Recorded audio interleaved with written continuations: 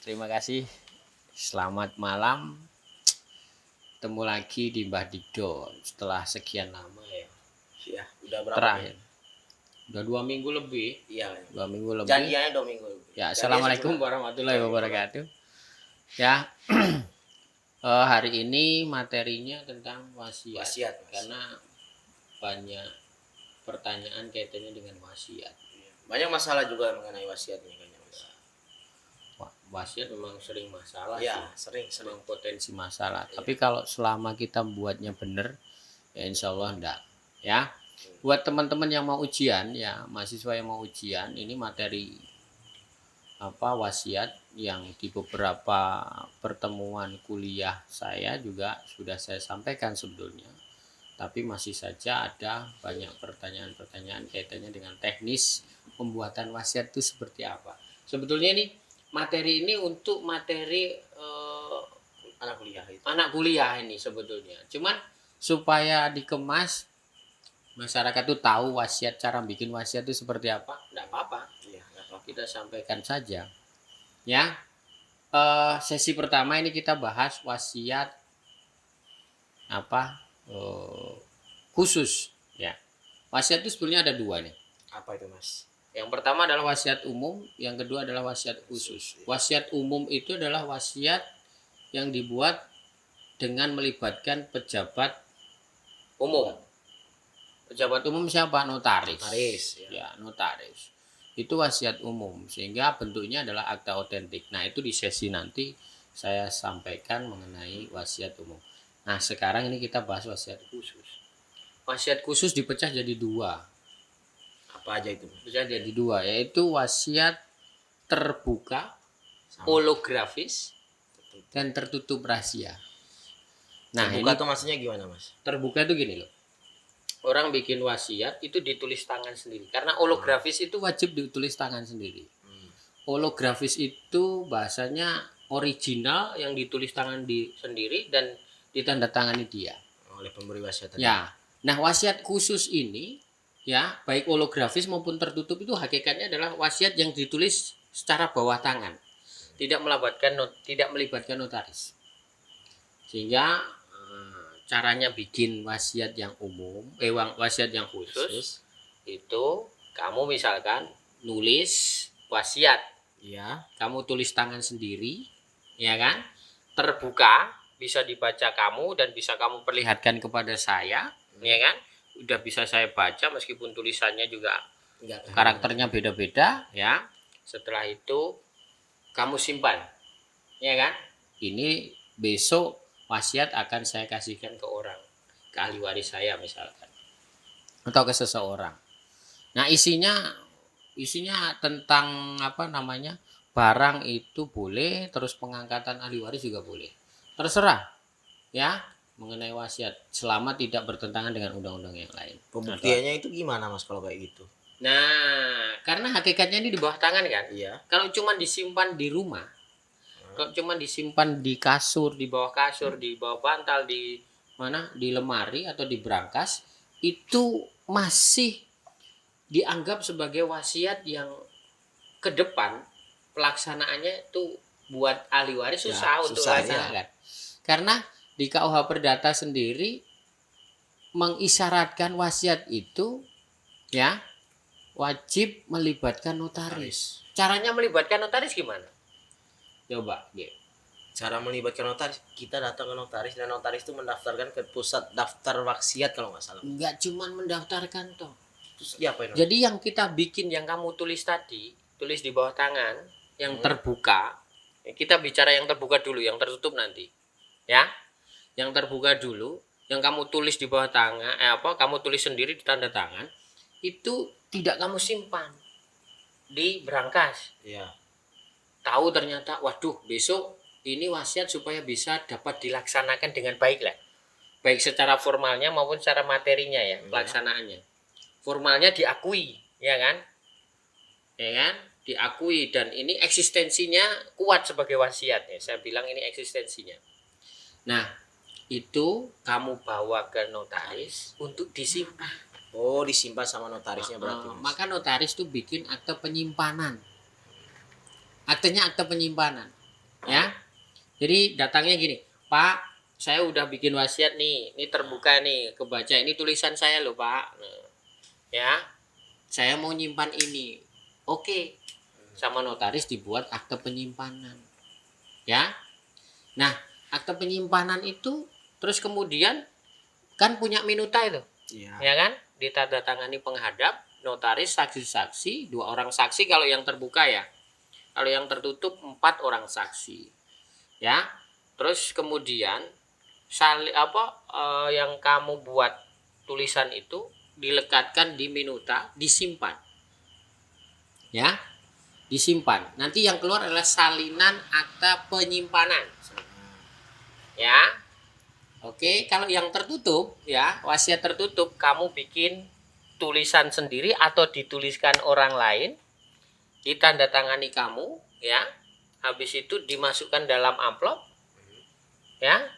Setelah itu baru kamu bawa ke notaris supaya eksistensinya kemudian dapat dilaksanakan dengan enak nyaman oleh para ahli waris. Apa istilahnya? Kan menghendaki ada keterlibatan notaris sebetulnya. Ya keterlibatannya apa? Yaitu tetap saja yang kamu buat secara tertutup, kamu segel di dalam amplop, kan nggak bisa kebaca tuh. Tetap dibawa ke notaris. Ya kan? Tetap dibawa ke notaris untuk dibuat akte penyimpanan. Pak, saya mau nyimpan nih wasiat saya yang tertutup. Ya, rahasia ini. Yang tahu cuma saya, tapi di dalamnya isi mengenai wasiat saya. Ya kan? Oke, tak buatkan akte penyimpanan. Nah, di situ 4 orang saksi. Harus 4 Bos. 4 kalau yang rahasia. Nah, yang keluar tetap salinan akta penyimpanan. Ya, yang keluar adalah akta penyimpanan. Misal Mas, kan udah dicatat kan baru dilaporkan. Nah, itu kan udah kan itu Mas. Ya. Misalkan terjadi suatu waktu si pemberi wasiat itu merubah Isi wasiat itu. tapi belum sempat ke notaris. Gimana itu Mas? Ya tetap yang dianggap. Oh, yang dianggap yang paling adalah yang di notaris yang disimpan itu. Karena apa? Gini. Tadi kan hakikatnya yang tertutup terbuka dan tertutup itu. Iya. Hakikatnya kan kedua-duanya kan di bawah tangan tuh. Wong ditulis sendiri sebetulnya. Yang otentik adalah akte penyimpanannya. Iya. Tapi enggak, di KUH Perdata itu sudah dianggap wasiat itu menjadi terangkat derajatnya menjadi wasiat otentik. Sejak dia dibuat akte penyimpanan. Tanggal kapan dianggap wasiatnya dibuat? Ya tanggal akte penyimpanan itu. Meskipun sudah dibikin 3 bulan yang lalu, ya kan? Terus dibikin wasiat, terus disimpan bulan ini, tanggalnya bikin wasiat ya tanggal sekarang. Nah, ini yang wasiat terbuka dan rahasia. Ini wasiat khusus. Nah, yang hakikatnya di bawah tangan kemudian datang ke notaris disimpan, itu terangkat derajatnya menjadi akta otentik. Maka ada kewajiban notaris untuk melaporkan itu tadi di BHP. Tiap bulan ya Mas, tiap tanggal berapa itu? Tiap tanggal 5 maksimal. Itu harus laporan wasiat. Ada tidaknya wasiat itu harus dilaporkan ke notaris. Oleh notaris ke Kementerian Hukum dan HAM Pusat Daftar Wasiat. Nah, itu tata cara bikin akta penyimpanan. Sebetulnya yang bikin wasiat itu para pihak menghadapnya. Notaris cuman buat akta penyimpanannya. Tapi ingat, karena kan tadi yang di bawah tangan wasiat yang dia tulis sendiri kan dilekatkan dalam akta penyimpanan. Jadi 1 minuta itu. Ya.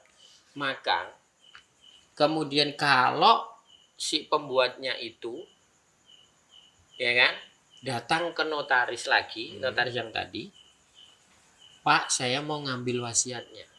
Berarti kan minuta ikut diambil. Iya. Benar nggak? Iya. Minuta kan ikut diambil. Maka seketika itu dibuat berita acara pengambilan oleh notaris, dan pada saat diambil itu maka wasiat dianggap sudah dicabut. Oh, sudah. Iya, karena kan sudah tidak ada yang disimpan. Iya. Ya kan? Dan itu akte penyimpanannya itu melekat pada suratnya loh. Ya, kalau 1 lembar kertas terbuka yang kamu tulis tadi, masih ada ruang di situ ditulis akte penyimpanannya, minutanya. Maksudnya dicabut tadi tidak berlaku lagi berarti? Oh iya. dianggap dicabut, demi hukum sudah dianggap dicabut. Iya. Maka pas pada saat si pihaknya itu datang ke notaris untuk ngambil wasiat itu, notaris selanjutnya bikin berita acara pengambilan, maka seketika itu wasiat dianggap dicabut. Ya kan? Tadi kamu bilang kalau kemudian ada wasiat baru tapi tidak sempat didaftarkan ke notaris. Notarisnya. Ya kan? Itu gimana? Nah, ya itu. Ya, yang paling eksis adalah wasiat yang sudah didaftarkan di notaris dan didaftarkan di Kementerian Hukum dan HAM. Nah, itu kan wasiat yang di bawah tangan tuh. Iya. Nah, pembuktiannya kan akan lebih lanjut lagi tuh. Ya kan? Nah, yang paling eksis, yang paling diberlakukan, bahasa saya diberlakukan sebagai wasiat pada umumnya adalah wasiat yang melibatkan notaris. Itu ya, mengenai wasiat terbuka umum ya.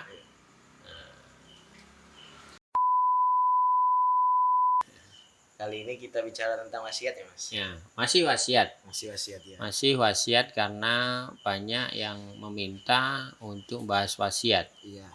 Ya, wasiat tuh caranya bikin kayak apa sih? Oke, hari ini saya nambahin dikit ya. Mungkin nanti bisa ditambahkan di materi wasiat terbuka. Ya, wasiat khusus ya, bukan terbuka deh, wasiat umum. Wasiat umum Mas tadi. Kok wasiat umum?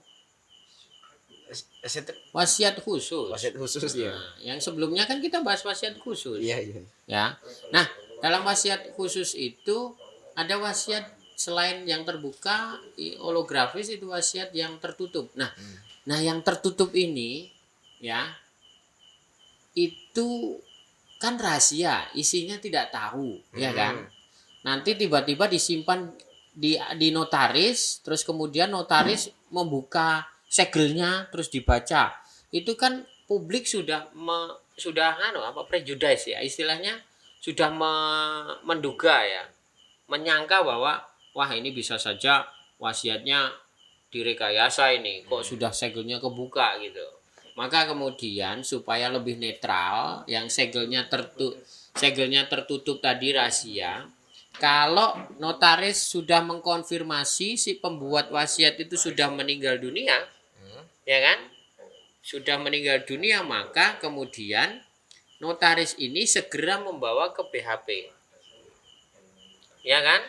Ya. Nah, bawa ke BHP, terus kemudian di BHP itu dibuka segel oleh BHP. Maka BHP bikin berita acara pembukaan segel itu, terus kemudian dibaca wasiatnya. Berarti harus BHP yang Ya, BHP itu Balai Harta Peninggalan. Ya tahu lah orang ini mahasiswa harusnya tahu. Nah, yang tertutup tadi kan dibawa ke BHP ya. untuk dibuka segelnya, ya kan? BHP bikin berita acara pembukaan, ya kan? Terus kemudian diserahkan ke notaris untuk dibacakan ke ahli waris. Jadi tugasnya notaris itu sampai sebatas menyimpan dan membacakan nantinya. Iya. Kalau yang khusus untuk tertutup loh ya, yang tertutup karena rahasia. Jangan sampai notaris menyimpan tapi dalam penyimpanannya segelnya sudah kebuka. Ya. Wah, hati-hati tuh. Notaris bisa disangka membuka itu ya kan, membuka segel itu. Maka berita acara itu penting dari BHP. BHP ya. Itu bukti bahwa segelnya sebelumnya masih utuh terus dibuka oleh BHP. Ya kan? BHP bikin berita acara pembukaan itu baru dikasihkan ke notaris lagi. Ya, baru notaris memanggil para ahli waris untuk membacakan isi wasiat yang tertutup itu. Oke? Itu materi tambahan. Sekarang materi wasiat umum. Nah, ini wasiat umum. Coba Mas CG baca pasal 939. Pasal 1 tapi jangan buru-buru gini loh. Saya mau kasih pengantar bahwa wasiat umum itu apa sih? Wasiat umum itu adalah wasiat yang dibuat langsung di hadapan notaris. Jadi kita datang ke notaris bikin wasiat. Pak, saya mau bikin wasiat. Pak notaris, Bu notaris, saya mau bikin wasiat. Oke. Ya sudah dibikinkan wasiat. Ya. Apakah sesederhana itu? Apakah sederhana itu? Enggak sih, Mas. Enggak kan? Ya. Kalau kita bikin, Pak saya mau bikin jual beli, datang, ya sudah siap, saya bikinkan draft.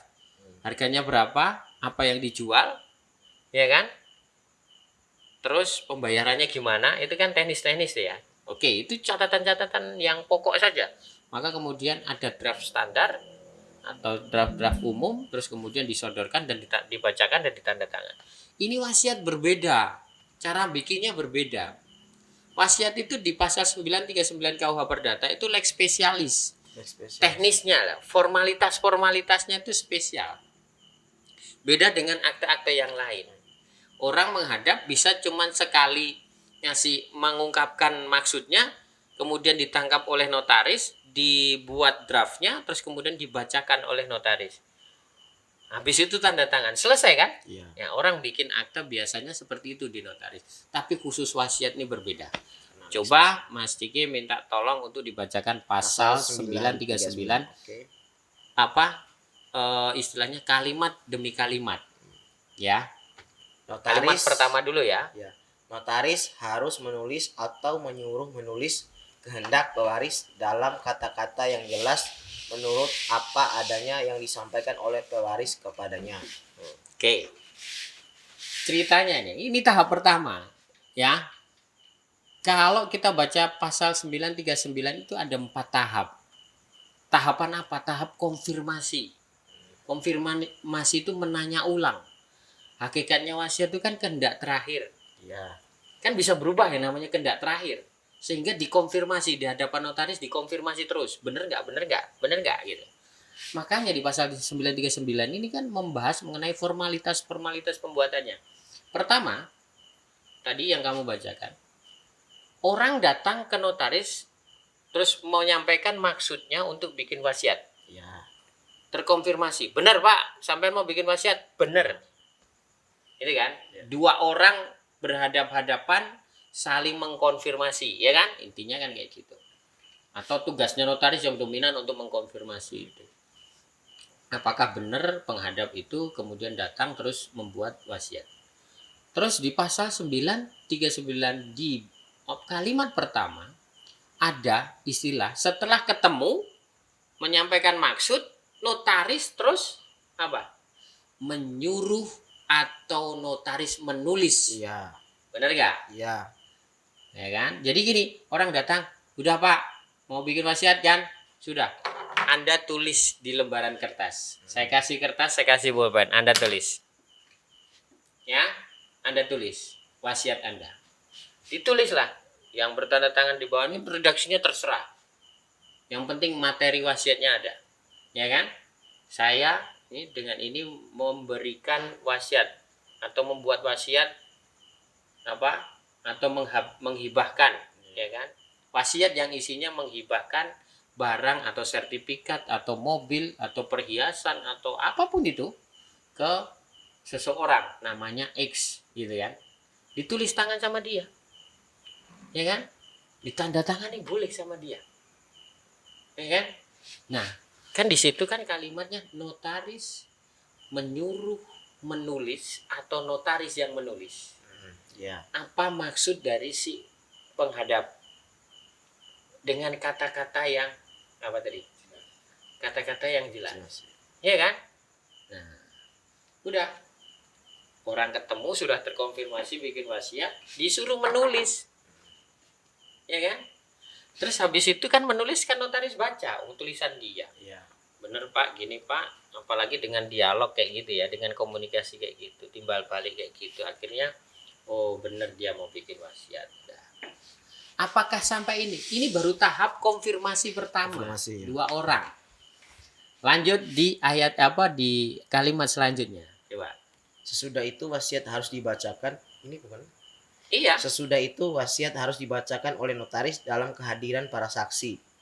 Dan sesudah pembacaan itu oleh notaris. Kalimat yang kedua belum loh ya. Bila penyampaian. Iya, coba bila penyampaian. Oh iya, bila penyampaian Aduh. persoalan dilakukan. Bila penyampaian persoalan dilakukan tanpa kehadiran para saksi dan naskahnya telah disiapkan oleh notaris, maka pewaris harus mengemukakan lagi kehendaknya nya seperti apa adanya di hadapan para saksi. Ya. Sebelum naskah itu dibaca. Sudah selesai di situ dulu. Ini kalimat yang kedua. Ya, berhenti di situ. Ya, ini masuk ke tahap yang kedua. Ya kan? Bila apa tadi? Bila penyampaian Bila persoalan. penyampaian persoalan mengenai maksud pembuatan wasiat atau maksud wasiat itu tidak dihadiri saksi, Iya. cuman dia dan notaris, apalagi tulisan yang dia buat, Iya. maka masih notaris masih punya kewajiban untuk memanggil saksi. Saksi, Mbak, Mas, tolong datang ke ruangan saya, ke sini. Ada apa, Pak? Ya, sampai dengarkan orang ini mau bikin wasiat. Oke, siap. Sampean yang bikin wasiat ini kan di sini bahasanya adalah pewaris. Pewaris ya. Pak, Bu, silahkan Anda baca wasiat ini di hadapan saya dan saksi-saksi. Sampaikan maksud Anda di hadapan saya dan saksi-saksi.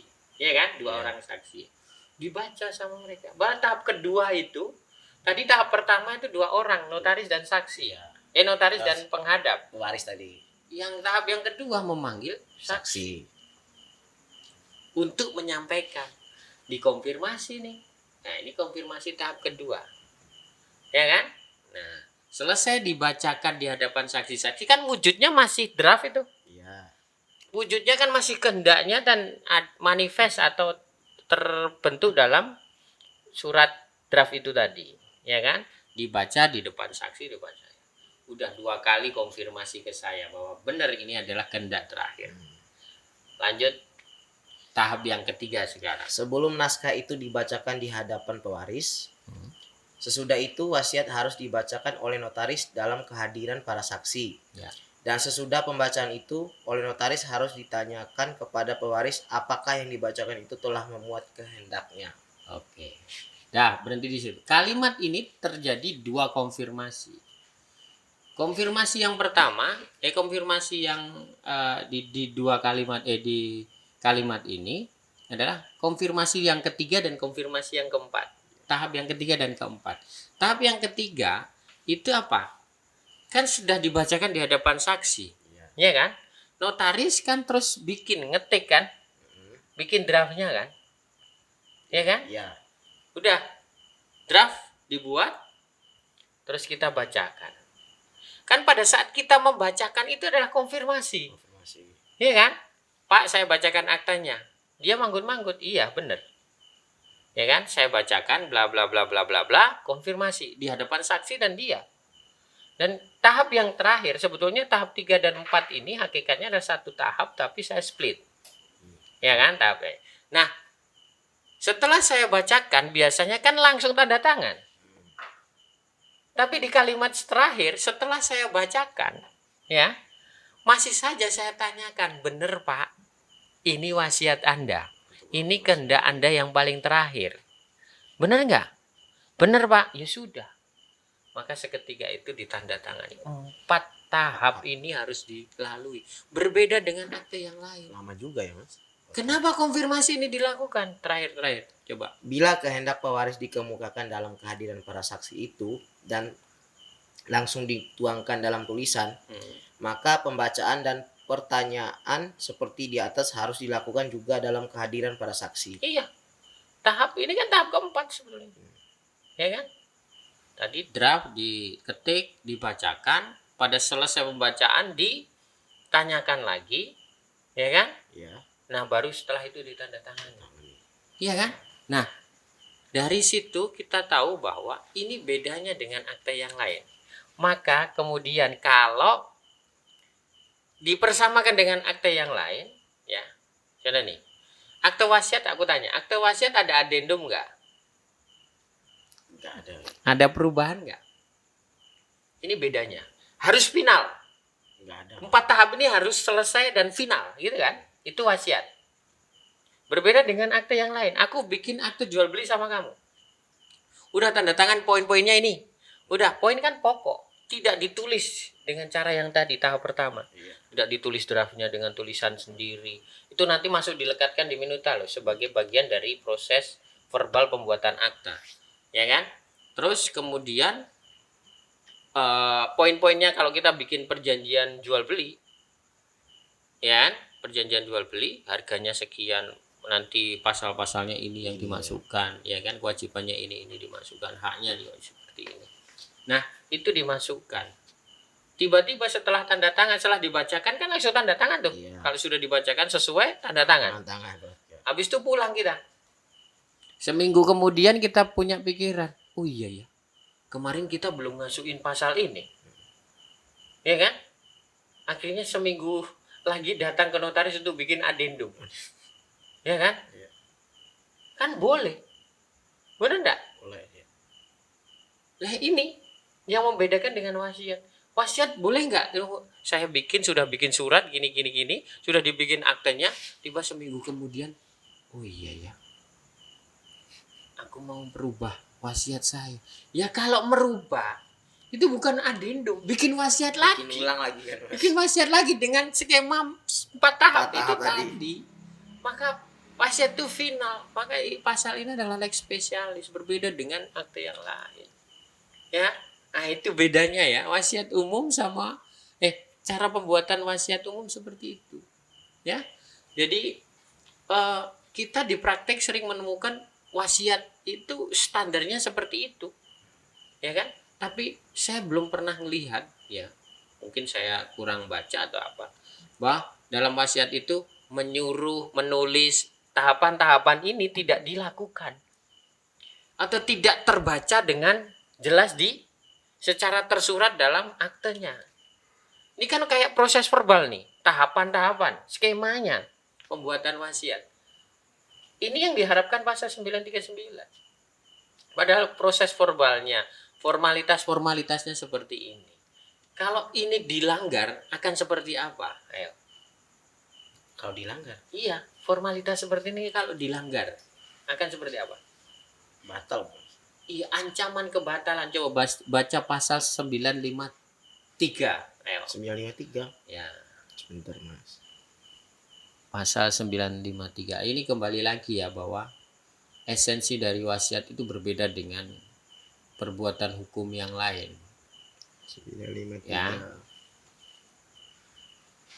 Tapi saya masih sambil kamu cari pasal 953, saya menyampaikan di sini bahwa di wasiat umum itu selalu muncul, di wasiat yang langsung dibuat di hadapan notaris itu masih langsung muncul juga klausula pencabutan. Maka isinya biasanya orang kalau bikin wasiat. Nah, tadi kan surat yang di draft yang tertulis itu isinya materi wasiat ya. Tapi kan draft di wasiat kita kan berbeda. Ada pertama notaris, tahap pertama disampaikan, notaris menyuruh menulis. Maka bentuknya ada, tulisannya ada tuh. Dalam minuta ada. Ada, Mas. Ya. 953 mau dibacain? Bentar. Ya, ini kaitannya dengan saya masih menyampaikan ada klausula pencabutan. Di wasiat umum itu selalu menyebutkan klausula pencabutan. Ya, karena kehendak terakhir. Yang namanya kehendak paling terakhir yaitu kalau dirubah berarti dicabut. Ya, saya datang notaris bikin wasiat. Ya. Terus kemudian 1 tahun kemudian saya bikin wasiat lagi. Lah kalau wasiatnya itu isinya sama, tapi orangnya berbeda, itu kan konflik tuh nanti. Iya, konflik. Rebutan itu.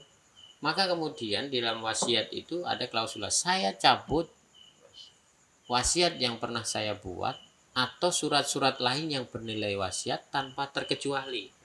Itu kalau mengeliminir yang lain tanpa terkecuali. Ya kan? Kalau masih mengakomodir wasiat yang sebelumnya, ya, saya cabut wasiat yang pernah saya buat atau surat-surat lain yang bernilai wasiat kecuali wasiat akta nomor ini, akta nomor ini, akta nomor ini. Itu boleh. Jadi langsung bisa diakomodir di situ. Tapi kemudian kalau ternyata mencabut, berarti kalau ada 2 wasiat, yang satu dibikin 1 tahun yang lalu, yang satu dibikin bulan ini, itu wasiat yang kehendak yang paling terakhir yang mana sebetulnya? Kehendak yang paling terakhir. Ya, yang terakhir makanya. Ya kan? Nah, itu esensi dari wasiat. Jadi kalau yang paling terakhir kehendaknya itu dimaknai sebagai wasiat itu, ya kan? Sehingga di situ lazim kemudian muncul klausula pencabutan. Kalau masih menghendaki wasiat sebelumnya, ya tinggal disebutkan kecuali wasiat yang kemarin masih berlaku, ya kan? Kalau tidak, kalau tetap ada klausula pencabutan dan itu kehendak yang paling terakhir, berarti digabungkan saja wasiat yang dulu sama wasiat yang sekarang, barang-barangnya disampaikan seperti apa adanya wasiat yang dulu. Jadi dalam satu akta itu boleh. Oke. Selanjutnya pasal 953. Oke. Formalitas yang telah ditetapkan untuk berbagai surat wasiat itu menurut ketentuan-ketentuan dalam bagian ini harus diindahkan dengan ancaman kebatalan. Kayak tadi. Jadi kalau formalitas itu tidak diindahkan, maka ada ancaman kebatalan. Ya, kebatalan seperti apa diindahkan tuh apa sih, Mas? Ya tidak dirujuk gitu loh ya. Ya. Tidak dipenuhi, tidak diperhatikan gitu kan. Nah, itu punya potensi untuk dibatalkan. Ada ancaman kebatalan. Tinggal nanti formulasinya, legal standingnya untuk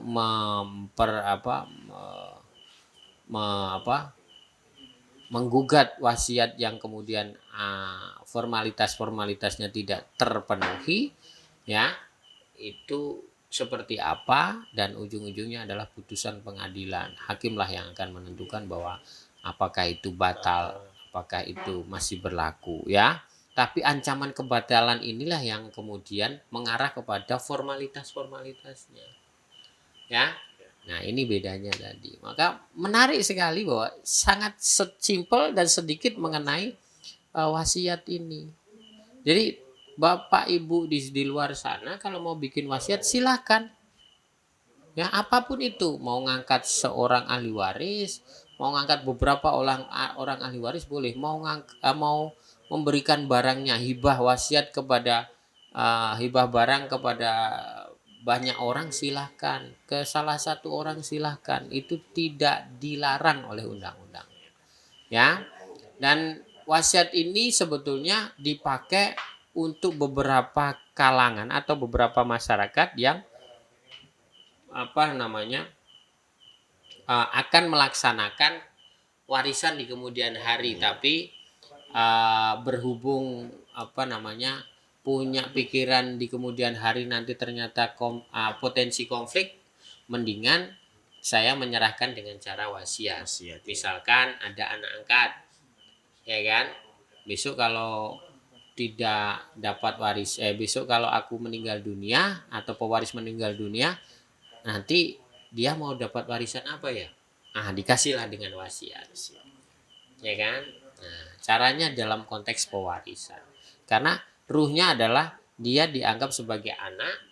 Kalau di dalam KUH Perdata berarti ahli waris testamen, ya kan. Tapi kalau di ruang-ruang biasa, ruang fakta, dia sebagai anak angkat. Nah, oke, saya lanjut ya, bahwa wasiat itu adalah bagian dari warisan, ya. Maka kemudian itu menjadi kewenangannya dari si ahli waris, pewaris untuk bebas melakukan wasiat itu, ya.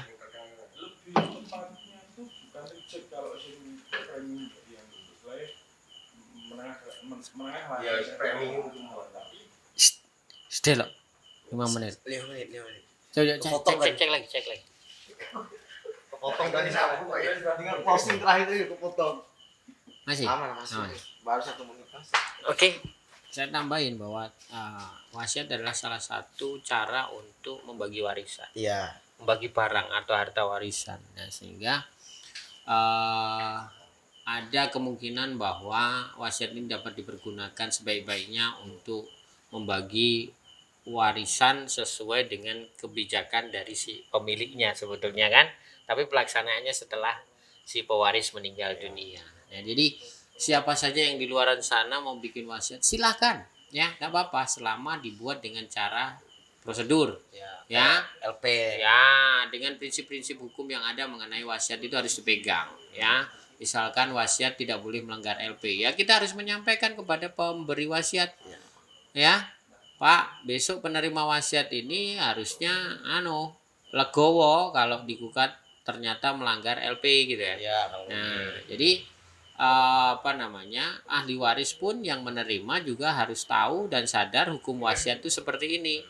Ya, meskipun bagiannya dia terlanggar, dia cuman berhak menuntut sebatas pada yang dilanggar itu, sehingga yang dilanggar itu berapa itu dituntut ke penerima wasiat, dipotongkan atau dibayarkan oleh si penerima wasiat, ya, sehingga apa yang dilanggar terpenuhi, ya. Misalkan kurang, harusnya saya dapat 1 miliar tapi ternyata dapat 900, ya kan, berarti dia bisa memotong dari wasiat itu 100, dibayarkan 100. Jadi tidak sampai pada seluruhnya, ya kan, karena hakikatnya wasiat ini adalah harta bebas, harta yang boleh diserahkan ke siapapun juga, ya. Yang harta yang tidak bebas itu adalah bagian mutlak dari seluruh ahli waris, jumlahnya berapa.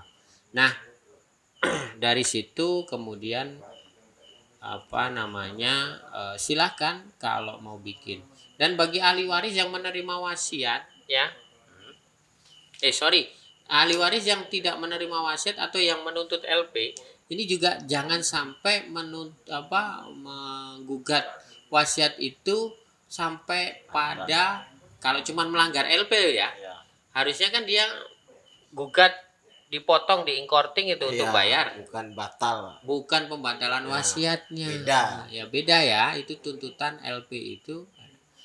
Barang siapa yang terlanggar pun, karena LP itu adalah hak, ya, maka bisa diambil dan bisa dilepaskan, boleh menuntut dan boleh tidak menuntut, silahkan, itu hak hukum kok.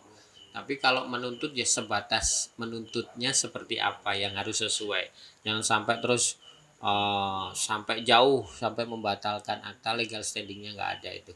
Jadi buat yang membuat wasiat ya harus tahu hukum wasiatnya, buat yang notaris juga harus bisa menyampaikan wasiat tuh hukumnya seperti apa, dan buat penerima wasiat itu juga harus tunduk pada aturan hukum wasiat.